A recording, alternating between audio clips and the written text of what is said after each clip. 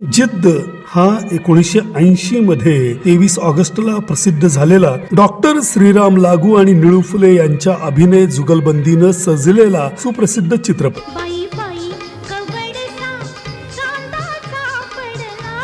यंदा हा चित्रपट 46 वर्षांचा होतोय। ग्रामीण संस्कृती, तमाशा, मानवी नाती याबद्दल या चित्रपटामध्ये भाष्य करण्यात आलेलं आहे।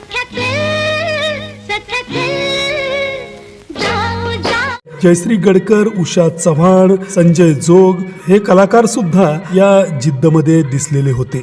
रमेश साळगावकर हे या मराठमोळ्या चित्रपटाचे निर्माता होते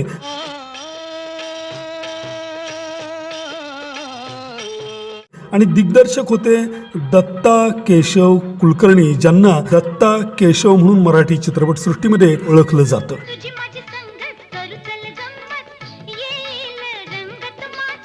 सिद्धरंजन कोल्हटकर, दत्ता भट आणि उषा नाईक हे सुद्धा एका छान अशा भूमिकेमध्ये दिसलेले होते।